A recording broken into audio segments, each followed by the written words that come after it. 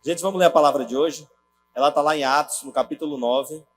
Atos 9, do 26 ao 28. E também no capítulo 11. Diz assim a palavra de Deus. Quando chegou a Jerusalém, tentou reunir-se aos discípulos, mas todos estavam com medo dele, não acreditando que fosse realmente um discípulo. Então Barnabé o levou aos apóstolos e lhes contou como, no caminho, Saulo vira o Senhor, que lhe falara, e como em Damasco ele havia pregado corajosamente em nome de Jesus. Assim Saulo ficou com eles e andava com liberdade em Jerusalém, pregando corajosamente em nome do Senhor. A gente vai agora para o 11, Atos 11, aí do 22 ao 26.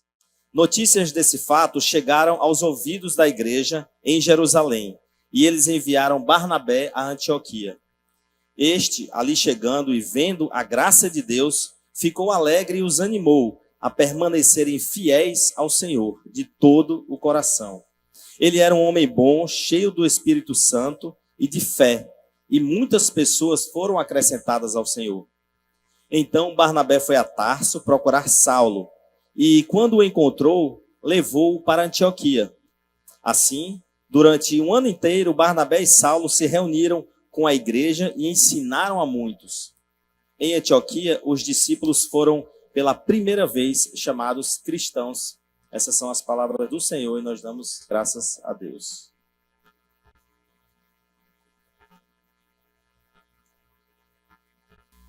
Gente, muito boa tarde a todos, a todas aqui. Que a graça de Deus hoje possa fazer diferença na sua vida. É muito bom estarmos aqui reunidos. É muito bom podermos nos colocar, diante de Deus em adoração. É muito bom estarmos em comunhão como uma família. É muito bom nós podermos estar firmados na palavra como discípulos. E é fantástico nós podermos sair e servir uns aos outros e anunciar essa mensagem maravilhosa. Olha, a vida, ela definitivamente, a vida é algo dinâmico, a vida está acontecendo permanentemente, a vida não para. A despeito de muitas pessoas que, por circunstâncias emocionais, vivem presas ao passado, isso é verdade, algumas pessoas ficam ali presas ao passado. No contraponto, tem tantas outras que muitas vezes ficam apenas sonhando com o futuro. Mas nós precisamos entender definitivamente que nós vivemos no presente. São as nossas ações no presente. São as nossas atitudes no presente. As nossas escolhas no presente que vão determinar todo o rumo da nossa vida. Eu posso aprender muito com o meu passado, mas eu definitivamente não posso voltar ao meu passado e fazer escolhas lá no meu passado. Eu preciso fazer escolhas aqui no presente. Nós vivemos no presente. Nós vimos aqui, recentemente, uma série onde vimos que a vida é uma grande jornada, a vida com Deus é uma jornada que começa com um novo nascimento, tem ali momentos de crescimento, mas nós sabemos bem aonde queremos chegar. Sim, e na dinâmica da vida, nós estamos sempre seguindo. Temos um próximo passo sempre. E aí nós iniciamos, na semana passada, uma série que chamamos de E Agora? E agora? E agora é uma expressão muito interessante.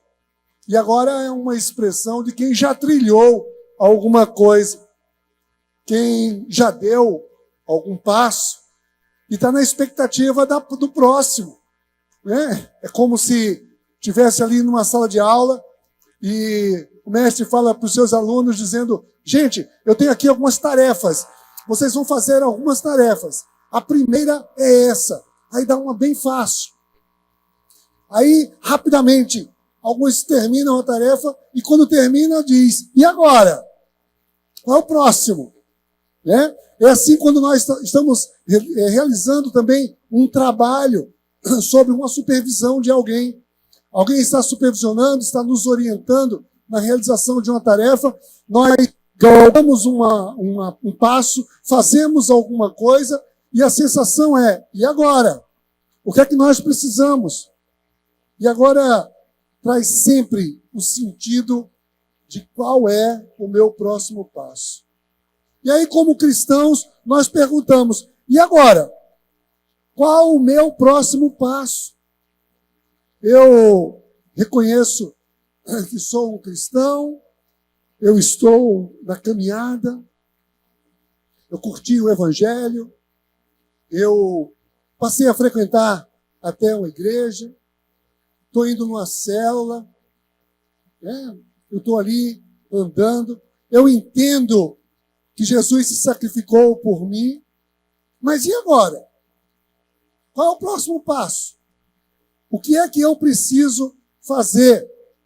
Nós, na semana passada, vimos aqui que a proposta de um cristão é pegar tudo isso que a gente tem recebido e anunciar. Anunciar para outras pessoas é um chamado. Nós somos chamados a anunciar. Agora, permita-me dizer uma coisa aqui para vocês. Anunciar, de certa maneira, obviamente, é algo quase que intuitivo. Intuitivamente, nós, quando temos uma boa informação, nós queremos passar para outras pessoas. Até há quem diga que notícia ruim corre depressa. Notícia ruim. Mas eu diria que notícia interessante corre. Notícia interessante. O problema é que muitas pessoas só se interessam pelo que não presta, né? E às vezes a notícia ruim, muita gente fica ali muito interessada. Mas qualquer coisa que é interessante, nós queremos compartilhar, queremos passar. Não é assim? Nas redes sociais, viu alguma coisa interessante, foi interessante para mim, eu compartilho, eu passo adiante. O que nós precisamos ter claro é o seguinte: será que o Evangelho tem sido algo interessante na minha vida? Será que é algo relevante na minha vida? Nós precisamos entender isso definitivamente. O Evangelho precisa ser interessante para mim. Mas e aí? Será que basta simplesmente eu anunciar? Eu anuncio e pronto. Faço o meu papel. E cada um que se vire.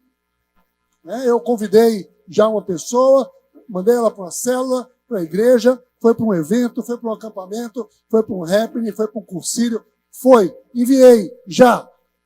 Anunciei alguma coisa. Claro que não. É preciso aprofundar. É preciso, tem algo mais a ser feito. E esse algo mais se chama discipular. Esse é o nosso tema hoje aqui.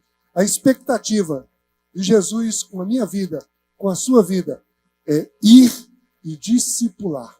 Eu quero orar com você nesse momento, que a gente possa se preparar, abrir o coração, definitivamente, para que essa palavra venha e encontre abrigo em cada um de nós.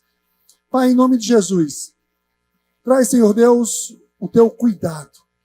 Vem, Espírito Santo de Deus, vem lançar fora tudo aquilo que possa causar distração, tudo aquilo que possa roubar de cada um de nós, Senhor Deus, o que tu preparaste com essa palavra. Nós estamos diante da tua palavra e queremos entender e praticá-la. Em nome de Jesus. Amém. Olha, gente, quando a gente fala discipular, o que seria discipular? O que é que você entende por discipular?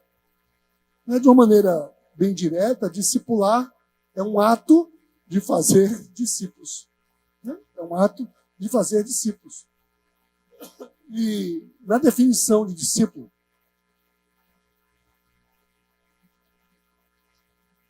a definição de discípulo, que eu achei muito interessante, é o seguinte: discípulo é um seguidor, é um aprendiz, um aluno receptivo a ensinamentos.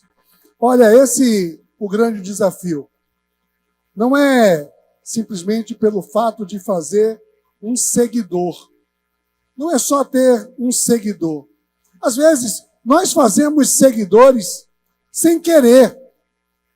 Às vezes as pessoas simplesmente admiram, curtem, né? Sentem-se influenciadas e passam a seguir aquela pessoa, o seu modo operandi e tudo mais. O grande desafio é porque o chamado aqui é tornar alguém, o mandamento é tornar alguém um discípulo de Jesus. Pessoas que tomam uma decisão e são receptivas aos ensinamentos de Jesus. Nós estamos aqui falando de discipulado cristão. Discipular alguém para se tornar um discípulo de Cristo. Levar pessoas a serem semelhantes a Jesus. Olha o que Paulo disse aos Coríntios. No capítulo 11 de 1 Coríntios, no versículo 1, Paulo diz assim: tornem-se meus imitadores como eu sou de Cristo. Gente, eu confesso a vocês que lá atrás, no início da minha conversão, lendo a palavra, né, ali descobrindo a palavra, quando eu me deparei com esse texto aqui, eu confesso a vocês, eu disse, cara, prepotente esse tal de Paulo, né? Pô, cara, eles sejam meus imitadores, né? Que história é essa? Mas depois eu entendi.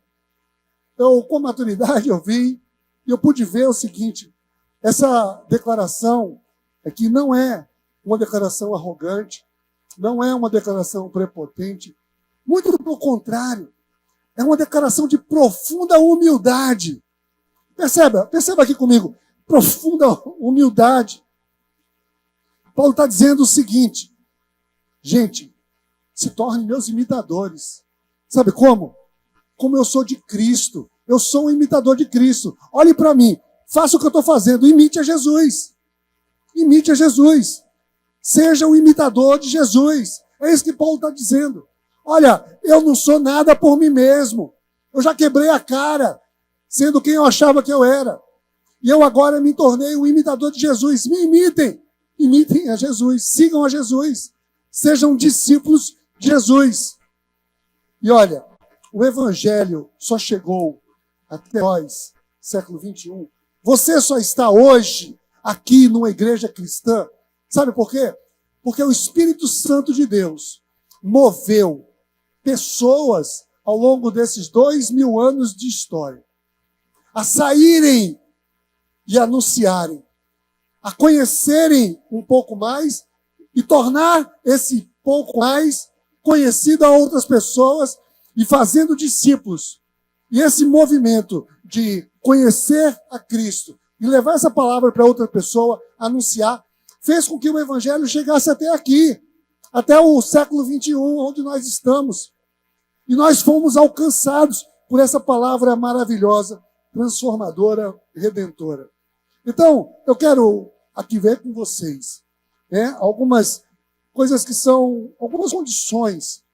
Eu quero trazer aqui poucas condições, mas que são básicas para que nós possamos cumprir esse chamado de ir e discipular. Então, para ir e discipular, já que essa é uma expectativa para você. Essa é uma expectativa que Jesus tem com você, comigo, com cada um de nós. Então, para ir e discipular, eu preciso de algumas atitudes. E lembra que eu falei que é a nossa atitude, as nossas escolhas no presente, hoje, aqui, agora, que vão determinar todo o nosso futuro. E muitas vezes o futuro de quem está ao nosso redor. Não é simples, não é fácil, a vida não é simples. Mas para discipular, eu preciso, sabe de quê? Em primeiro lugar, obediência. Obediência. Lá vem essa tal de obediência de novo. Obediência é algo que muitas vezes constrange algumas pessoas. Obediência, às vezes, não é algo muito... muita gente não recebe muito bem esse termo obediência. Mas a definição de obediência que eu encontrei aqui, veja comigo, acompanhe comigo aqui uma definição. Disposição para obedecer. Ato pelo qual alguém se conforma com ordens recebidas. Gente, eu gosto muito desse conceito. Obedecer tem que ter disposição. Obediência não é algo natural, não é intuitivo, é algo que requer uma decisão, requer um esforço. Eu preciso, né? Eu entendo que eu quero obedecer. E pode existir muitos motivos para obedecer. Talvez você obedeça algumas coisas, né? Porque o que é que nos leva a obedecer? Tem muita gente que obedece por medo. Muita gente obedece simplesmente por algum interesse. Eu tenho um interesse naquilo lá. O que é que me leva a obedecer as coisas? Um forte senso de civilidade. Enfim, existem muitos motivos que nos levam a obedecer. Sobretudo quando se trata de regras, leis, normas. Mas, na verdade, parece que existe também muitos motivos para não se obedecer. Sobretudo quando se diz respeito a alguém. Quando diz respeito a uma pessoa que traz uma ideia. Sabe por quê? Talvez uma pessoa não obedeça a outra, não é por uma simples rebeldia. Não, às vezes não se obedece porque tem outra opinião, porque não concorda. Poxa, eu não concordo com isso. Como é que eu vou me violentar? Como é que eu vou obedecer? Imagina, alguém chega para você, está ali fora e diz assim, olha, eu estou dizendo para você, mate aquela pessoa. Olha, eu não vou obedecer uma ordem esdrúxula dessa. Eu não concordo com isso. Então não é só uma rebeldia, é uma discordância, muitas vezes. E para obedecer pessoas, nós precisamos, sobretudo, confiança. Precisamos confiar. Eu confio naquela pessoa. Eu sei aonde ela vai me levar. Então, confiança é fundamental. Mas quando nós falamos de discipular, e que discipular é preciso ter obediência. Eu não estou falando aqui de obediência à igreja, obediência a um pastor, obediência ao seu líder de célula. Não!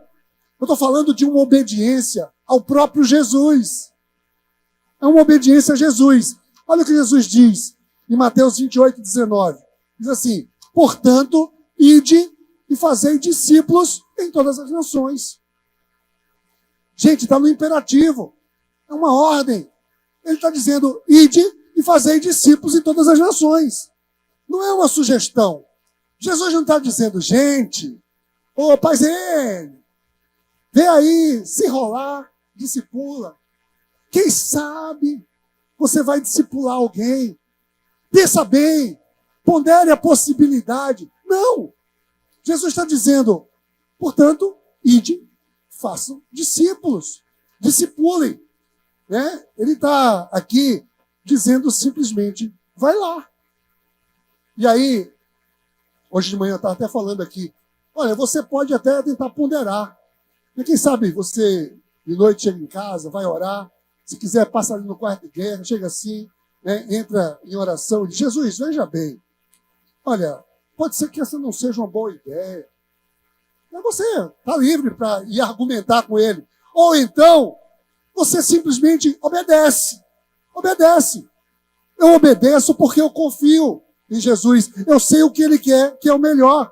Então é preciso obediência. Olha, Paulo, ele classifica, até de uma maneira mais incisiva, Paulo diz que é uma obrigação como cristão. Vê só, em 1 Coríntios 9, 16, Paulo diz assim, me é imposta esta obrigação. E ai de mim, se não anunciar o evangelho. Percebe? Paulo dizendo, olha, ai de mim, me é imposta. Isso foi dado para mim e eu preciso obedecer. Eu não sou desobediente. Isso não significa que eu vou fazer isso de maneira constrangida, de maneira forçada, mas simplesmente de maneira obediente. Porque eu confio. Eu posso até nem entender o porquê disso agora. Tem coisas que você, às vezes, nem entende, não compreende. Mas se você confia no Senhor, você vai lá simplesmente e obedece. O melhor de tudo isso é que nós não faremos isso por nós mesmos. Ele próprio nos capacita. No livro de Atos, nós encontramos Jesus dizendo assim: olha, vocês receberão poder quando o Espírito Santo estiver sobre vocês. Né? Eu estarei com vocês todos os dias até a consumação dos séculos.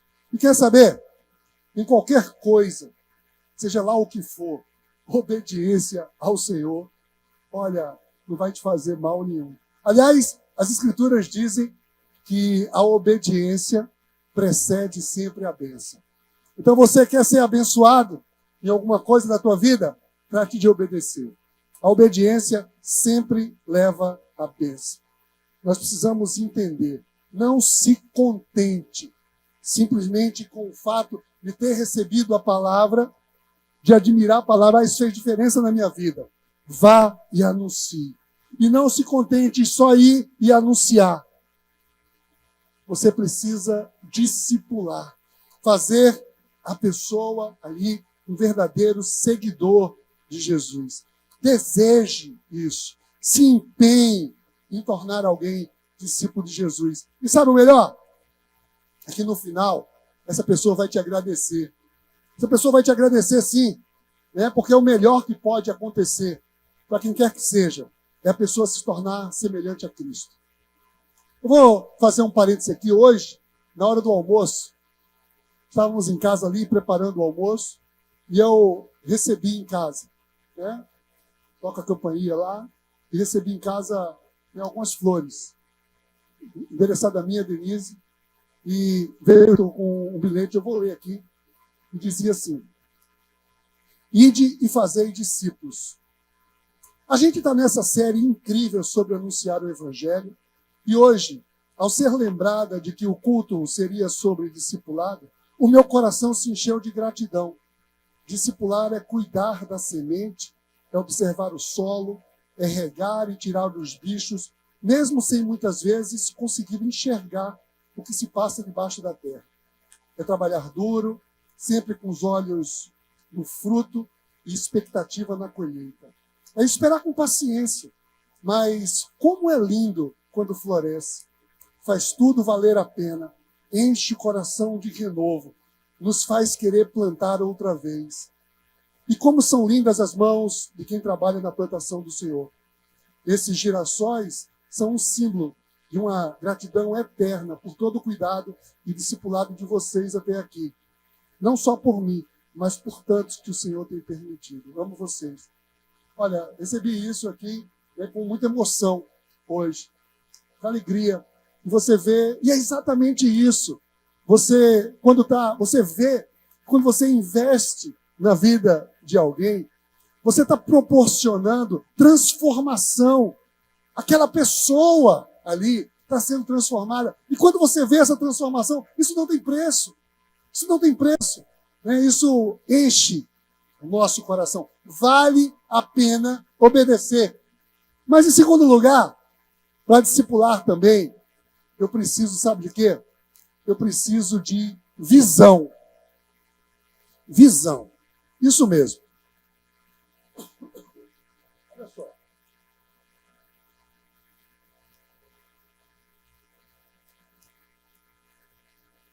Gente, me desculpem essa tosse aqui irritante. Né? Ontem estava lá uma benção, um seminário de casais que teve lá na Paz, mas a Paz está em obra, lá em Piedade.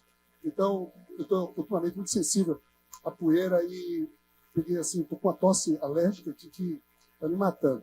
Mas vamos lá, visão. Definição de visão.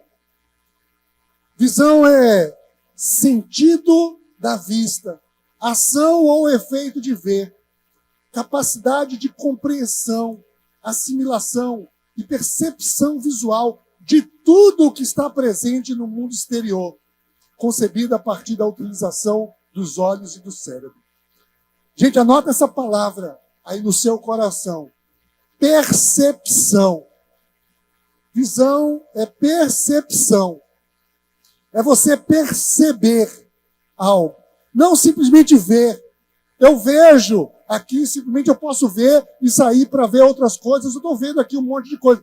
Mas perceber traz um senso de oportunidade. Você percebe alguma coisa que te chama a atenção. E no texto que nós lemos hoje, em Atos, nós temos um relato da vida de um dos homens que tem mais ajudado, mais influenciado nesses 2000 anos de cristianismo a fazer discípulos de Jesus.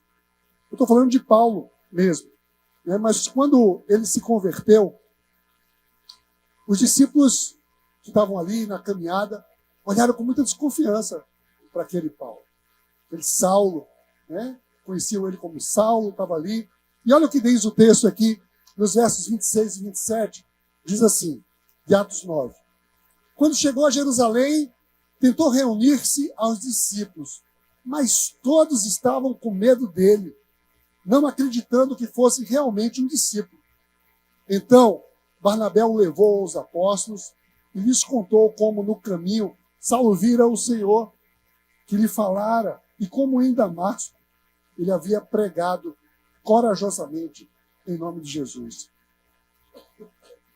Gente, Barnabé teve visão.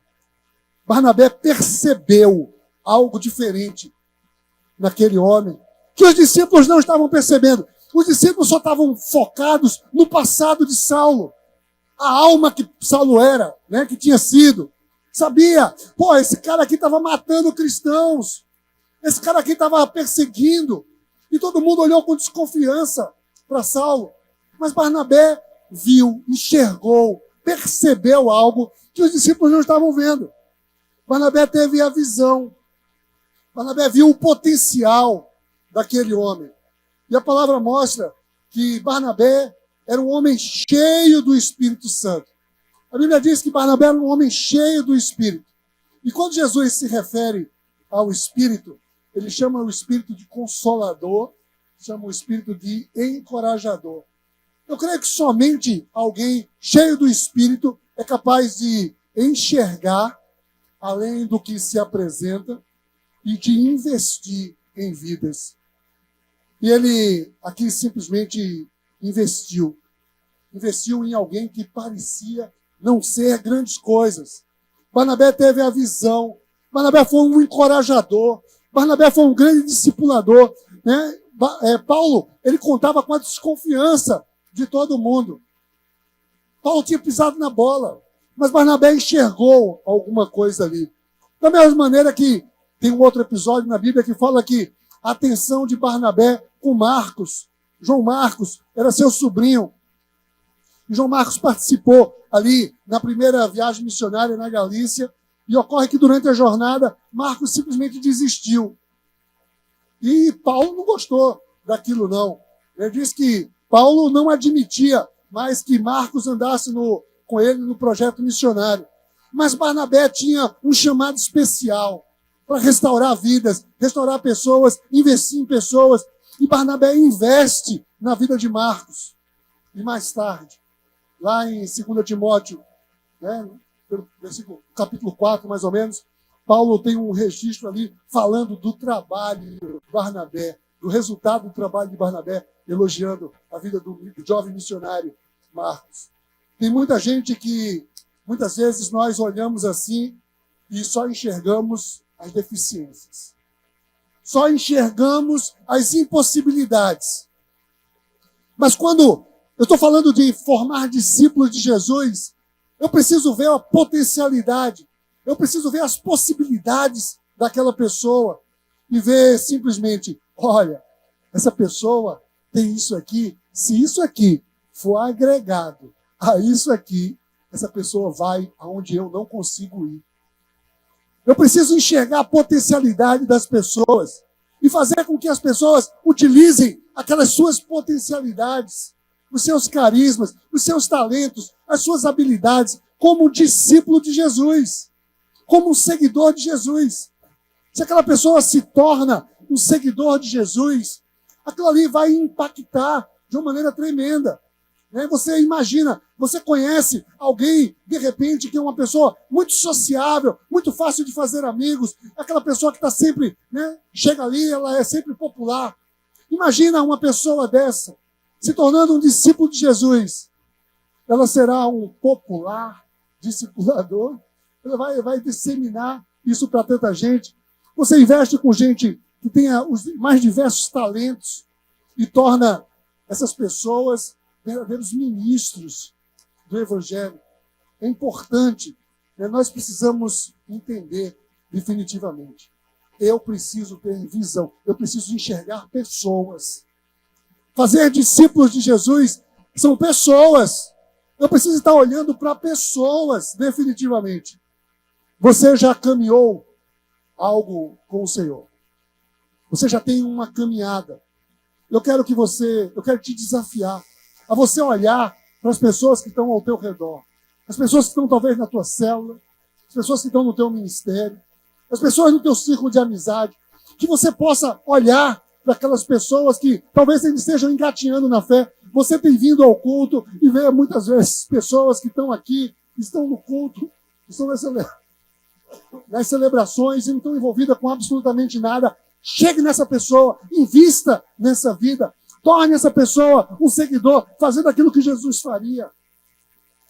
Invista, tenha visão, enxergue nas pessoas a potencialidade.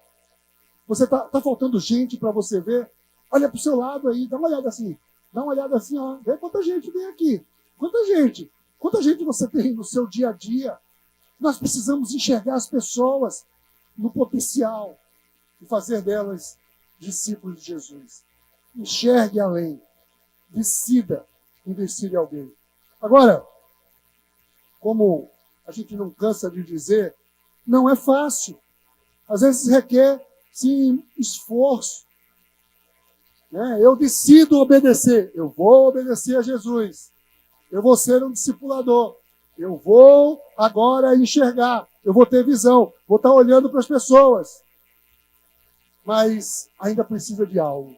E esse algo que eu quero ver com vocês aqui chama-se persistência. Persistência. Olha, persistência tem alguns sinônimos. Persistência tem como sinônimo perseverança, constância, tenacidade. Persistência é aquilo que nos leva a continuar, a não desistir. Eu já falei outras vezes aqui que é sempre importante a gente diferenciar a persistência de teimosia, né? Persistência de cabeça dura. Teimosia, cabeça dura, é quando nós estamos ali, insistindo no erro, em um equívoco. A persistência que eu estou falando aqui é uma energia empreendida em algo que tem um fim proveitoso, em algo que é correto, algo que é bom, algo que é necessário. Levar alguém a ser um seguidor fiel de Jesus é uma das tarefas que definitivamente não traz necessariamente resultados imediatos. Não. São sementes que nós jogamos a colher frutos vindouros. Nós vamos lutar com adversidades. E nós não podemos ter a inocência de que vamos colher da noite para o dia.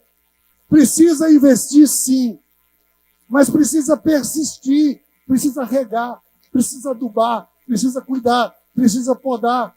E esse é o grande desafio de investir em vidas. É que dá trabalho e leva tempo.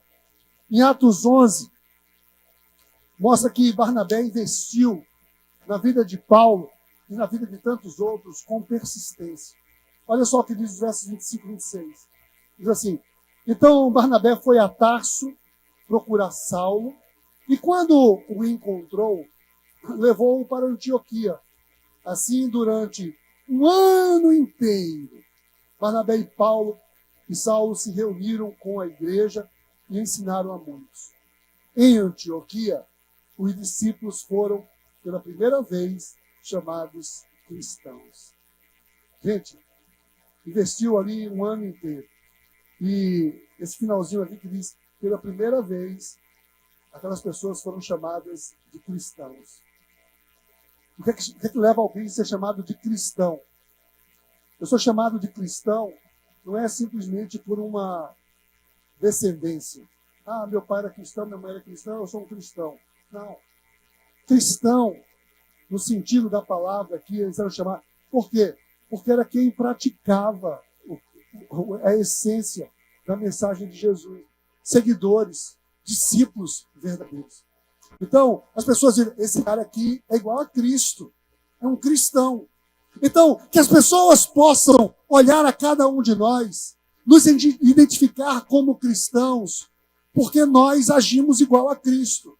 Que nós possamos levar pessoas a se tornarem cristãs, novos cristãos, porque são pessoas que seguem a Cristo verdadeiramente. E isso dá trabalho.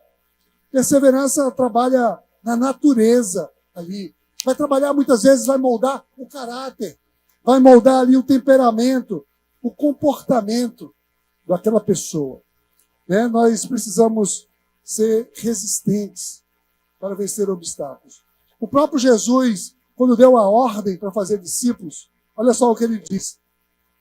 Mateus 28, 19 e 20. Portanto, vão e façam discípulos de todas as nações, batizando-os em nome do Pai, do Filho e do Espírito Santo e ensinando-os a obedecer a tudo que eu lhes ordenei. Gente, batizar é um ato, né, imediato. Batizar é produzir. Eu anuncio, aquela pessoa topo, eu introduzo. Você não quer fazer parte. Mas Jesus disse, não basta batizar.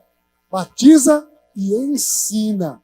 Batismo é apenas o começo, a introdução. Ensinar é um processo. É um processo que precisa de persistência.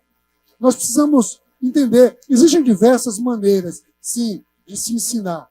Mas deixa eu dizer uma coisa para você. A maneira mais efetiva que você tem de ensinar alguém, sabe o que é? É com a sua própria vida. Então, quando nós falamos de discipulado pessoal, é que nós estamos ali junto da pessoa, para que a pessoa aprenda como é que um cristão faz negócios, como é que um cristão responde diante de uma adversidade. Nós estamos juntos com as pessoas para testemunhar. É preciso que nós sejamos verdadeiramente cristãos para que possamos fazer outros cristãos. Chega de perder tempo. Chega muitas vezes de brincar de cristianismo.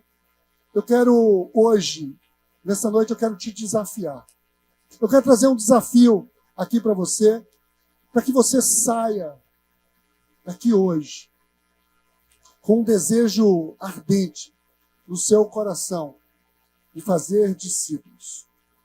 Eu quero que você se coloque diante de Deus nesse momento, para um desejo ardente de fazer discípulos.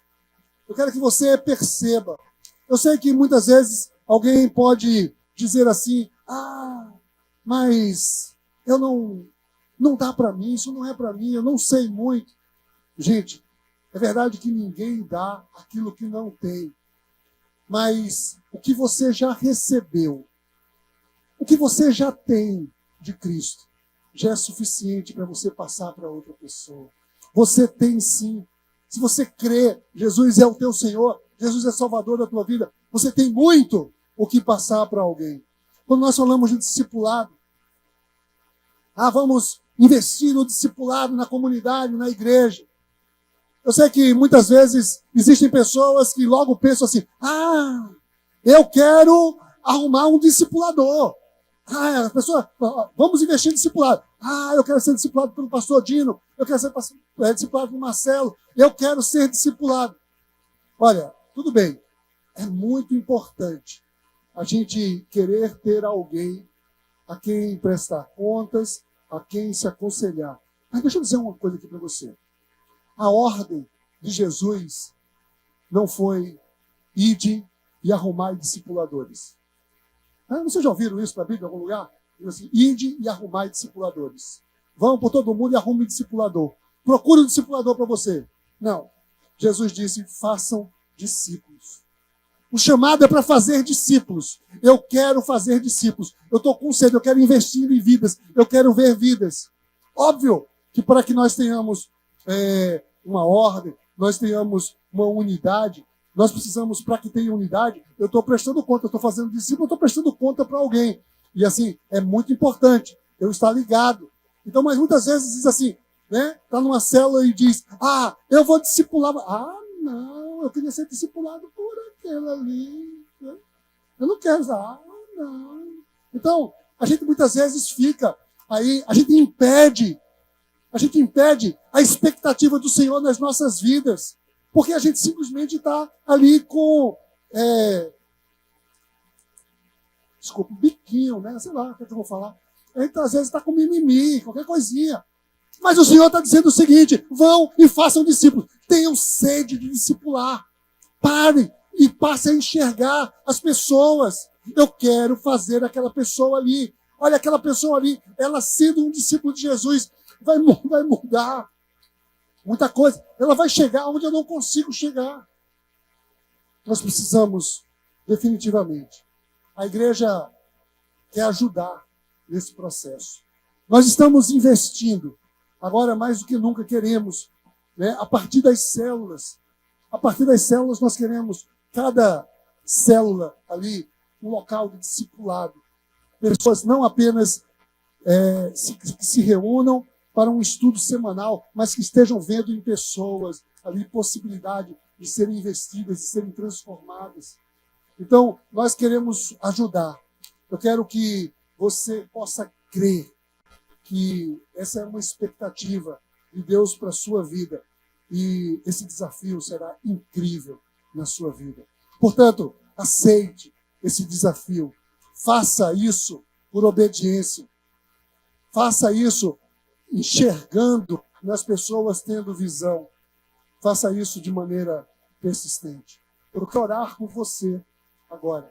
Eu quero que você possa se colocar diante de Deus com esse desejo ardente agora. Eu quero que... Porque é o seguinte, eu não vou dizer para você, eu não vim aqui hoje para dizer para você que essa é a vontade de Deus. Isso a gente já sabia.